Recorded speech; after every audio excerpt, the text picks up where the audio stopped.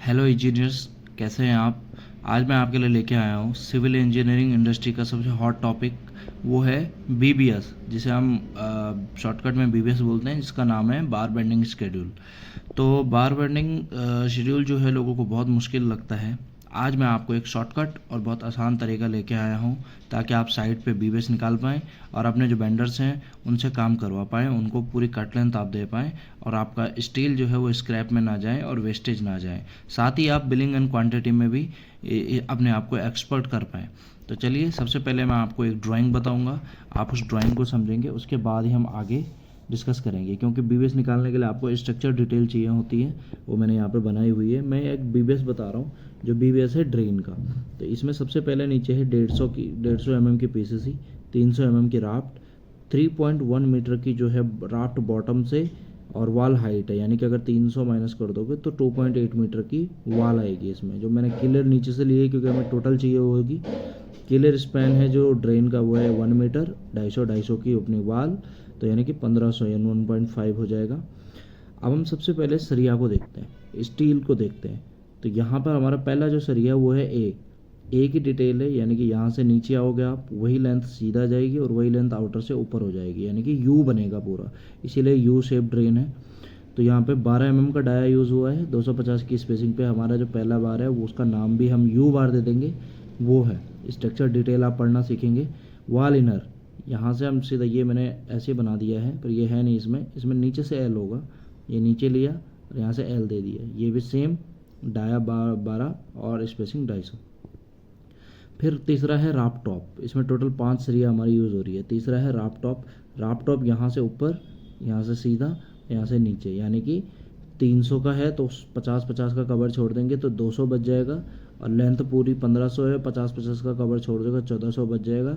1500 कैसे है, 1 मीटर, 250 की वाल, 1500 माइनस 50 ये वाला कवर, 50 ये वाला कवर, और आपका 1400 बच जाएगा। ठीक है, अभी देखेंगे उसको आगे। तो आप सारी चीज़ें समझ गए। फिर आता है बाइंडर। तो बाइंडर जितने भी हैं वो सारे के सारे हैं 8 mm डाया, 400 की स्पेसिंग के। ये 250 ही था, ये मिस्टेकली मैंने यहाँ पे लिख दिया है, ये 250 ही रहेगा। ठीक है, हमारा राफ्ट टॉप है। और बाइंडर वाल के और राफ्ट के सेम है, 8 डाया के 400। इसमें वाल में 4 बाइंडर आएंगे, 1 2 3 4, और राफ्ट में आएंगे 1 और 2। ठीक है, तो ये हमारे आ गए बाइंडर्स। तो सारी स्ट्रक्चर डिटेल आपको समझ में आ गई। उसके अलावा यहाँ पे 2 चीज़ और गिवन है, किलर स्पैन 50 mm और लेंथ ऑफ ड्रेन 12 मीटर। ठीक है, तो दोस्तों आपने स्ट्रक्चर डिटेल को अच्छे से पढ़ लिया होगा, समझ लिया होगा। ये हमारी पूरी स्ट्रक्चर डिटेल है। एक बार आप स्क्रीनशॉट ले लीजिएगा, ताकि आपको जब आप इसकी प्रैक्टिस करें तो आपको प्रॉब्लम ना आए, है ना। लेंथ ही आ गई। अब मैं आपको बीबीएस का शॉर्टकट तरीका एकदम, ताकि आप साइट पे इजीली निकाल पाएँ और खड़े खड़े आराम से बिना किसी लंबी कैलकुलेशन के आप ये निकाल पाएँ। ठीक है, सबसे पहले आता है आपका शेप ऑफ बार, क्योंकि हम सीरियल नंबर डालेंगे, उसके बाद शेप ऑफ बार और नेम ऑफ बार। तो यू बार और शेप है हमारा यू, तो इसीलिए हम इसका नाम भी दे देंगे यू बार। ए बार है, यहाँ पे ए लिखा हुआ है मैंने। इसकी जो लेंथ है वो 3 मीटर और 1.4। अब ये कैसे आई ये समझते हैं। देखिए, इसी में हर कोई कंफ्यूज होता है। यहाँ पर आप देख रहे हैं टॉप से लेके राफ्ट के बॉटम तक हमारा वो सरिया जा रहा है यू बार, ऐसे ऐसे और ऐसे। लेकिन ये लेंथ है 3.1 मीटर, पर हम क्या करेंगे, 50 mm कवर ऊपर से माइनस करेंगे, 50 नीचे से, क्योंकि कवर हमारा गिवन है। तो 100 mm माइनस हो गया, तो 100 mm माइनस करेंगे तो कितना बच जाएगा, 3 मीटर। 3 मीटर ये, 3 मीटर ये, और जो हमारा दूसरा जो स्पैन आएगा हमारा जो 1.4 आया, ये कैसे आया, क्योंकि हमारी ड्रेन 1 मीटर की थी, 250 mm यानी कि 1500 हो गया। 1.5 माइनस 100 mm का कवर इधर से भी इधर से, तो 1400 बच जाएगा, यानी कि 1.4 मीटर। तो इस तरीके से ये आया हमारा। सेम ये भी 3 मीटर ये आया, क्योंकि जो ये होगा वही ये भी जाएगा। लेकिन ये 150 कैसे आया इसको समझते हैं। वॉल 250 की है, नीचे से एल मुड़ेगा ऐसे, ऊपर से एल नहीं मुड़ेगा, सिर्फ नीचे से मुड़ेगा, ऊपर से वो बस दिख रहा है आपको। तो 250 की है, तो 50-50 कवर माइनस करोगे तो 150 का आपका एल आ जाएगा। सेम इसमें, क्योंकि राफ्ट हमारी 300 की है, आप देखोगे 300 की राफ्ट है, तो 100 mm कवर माइनस करोगे तो 200 यानी कि 0.2, तो 1.4 ये सेम रहेगा। जो ये रहेगा वही ये राफ्ट टॉप भी रहेगा, है ना। वॉल बाइंडर पता है आपको 12-12 मीटर के हैं, राफ्ट बाइंडर भी 12 मीटर के हैं, तो दोनों सेम लेंथ है। अब बारी आती है डाया और स्पेसिंग। डाया और स्पेसिंग हमेशा इसके जो है गिवन रहेंगे। 12 mm डाया 250, 12 250, 12 250, बाइंडर 8 और 400, 8 और 400, ठीक है। तो ये आपके पास ड्राइंग में हमेशा गिवन मिल जाएंगे आपको। फिर आते हैं हम नंबर्स पे, जिसको हम शॉर्टकट में अगर आप जाओगे लेबर लैंग्वेज में तो इसको नग बोलते हैं, और अगर आप टेक्निकली जाओगे तो नंबर्स ऑफ बार बोलते हैं। तो इनका आप नंबर्स कैसे निकालोगे, देखिए इसका नंबर निकालने का जो फॉर्मूला है opposite span divided by spacing divide plus 1, ठीक है। Opposite span divided by spacing plus 1। अब अपोजिट स्पैन क्या है, देखिए ये है 1500 वाला स्पान, ये वाला, ठीक है, नाली का स्पैन, लेकिन एक उसकी लेंथ भी होगी ऐसे में, तो वो 12 मीटर है, जैसे कि यहाँ पर गिवन है 12 मीटर है। तो 12 मीटर को हम डिवाइडेड करेंगे इसकी स्पेसिंग से, तो जब आप इसकी स्पेसिंग से डिवाइड करोगे प्लस 1 करोगे तो आपका ये आंसर आएगा, ठीक है। तो हमने क्या करना है, 12 मीटर डिवाइडेड बाई 250 प्लस 1 आपका आ जाएगा 49। अब अगर इसका 49 है तो इसका भी 49 होगा, ठीक है, क्योंकि ये भी 12 मीटर वाला ही स्पान इसका अपोजिट स्पान रहेगा, तो वो भी सेम रहेगा। इंटू 2 करेंगे क्योंकि अब ये दोनों वाल में लग रहा है।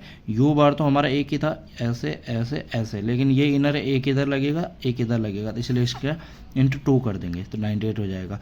ट्राप टॉप एक ही लगेगा इसलिए ये आएगा, और इनका तो आपको इनका तो है, इनका स्पैन चेंज हो जाएगा वाल बाइंडर का राफ्ट बाइंडर का, क्योंकि ये 12 मीटर इसका स्पैन है अभी, तो अपोजिट स्पान हो जाएगा 1.5 या 1.4, ठीक है। इनका स्पान ये रहेगा और इनका स्पान ये रहेगा, तो बाइंडर हमेशा अपोजिट स्पैन में रहते हैं। तो कैसे निकालोगे, आपका जो है अगर आप वाल का निकालोगे तो वाल का स्पैन क्या रहेगा, ये 3.1 मीटर, तो 3 मीटर डिवाइडेड बाई 0.4 यानी कि 400, तब जाके आपका ये आएगा 36। कैसे आया, 9 1 का आंसर आया इंटू 4 क्यों है, क्योंकि मैंने आपको पहले भी बताया कि बाइंडर जो वाल के हैं वो दो वाल पे 4 बाइंडर आ रहे हैं, इधर भी इधर भी इधर भी इधर भी, ठीक है। तो ये हमारा हो गया क्लियर। अब दूसरी बारी आती है राफ्ट बाइंडर की, तो बॉटम और टॉप दोनों में 5 लग रहे हैं, इसलिए लग रहे हैं अगर आप इसका 1.4, ये स्पैन है 1.4 डिवाइडेड बाई 0.4 प्लस 1 इंटू 2 कर दोगे तो आपका 12 आंसर आएगा, ठीक है। अब हम आते हैं टोटल कट लेंथ पे। अब टोटल कट लेंथ मैं निकाल नहीं रहा था दोस्तों, फिर भी मैंने निकाल दिया आपकी आसानी के लिए, वरना ये मैं आपको टास्क देने वाला था। तो यहाँ पर ये कैसे आएगा, कट लेंथ आएगी, ये हमारे निकल गई और नंबर निकल गए, इन दोनों को मल्टीप्लाई करोगे तो ये आंसर आपका आ जाएगा। इन दोनों को मल्टीप्लाई करोगे नंबर और कट लेंथ को, तो ये आ गया number cut length answer, number cut length total cut length, number cut length total cut length. अब हमारी एक बारी हमें टोटल कट लेंथ मिल गई, हमें यही चाहिए होता है, मेन हमें यही चाहिए होता है। उसके बाद एक फॉर्मूला आता है, मैं लिख देता हूँ, unit weight of steel D² upon 162.2। ये कैसे आया, D क्या होता है, डाया ऑफ बार, तो अगर आप इस फॉर्मूले को अप्लाई करोगे तो आपका ये आंसर आ जाएगा। जो 0.89 कैसे आया, जब भी आप 12 का सरिया यूज़ करोगे तो इसका सेम आंसर 0.89 ही रहेगा, 12 गुणा 12 डिवाइडेड बाई 162 यानी कि 12 इंटू 12 डिवाइडेड बाई 162.2, ठीक है। तो आपका 0.89 आ जाएगा। सेम इधर भी सेम सरिया है, सेम सरिया है, यहाँ चेंज हो जाएगा क्योंकि यहाँ 8 का सरिया है, तो 8 का जो यूनिट वेट है वो 0.3945 ये आता है, ठीक है दोस्तों। तो आपने देखा कितने आसानी से जो है मैंने ये टेबल में आपको समझाया। कट लेंथ आपकी ड्राइंग से ही निकल जाएगी, सिर्फ हमें कवर माइनस करने होते हैं और कट लेंथ निकल जाती है। जितने भी आप कवर्स माइनस करोगे ये उस हिसाब से ड्राइंग पढ़नी आपको आनी चाहिए।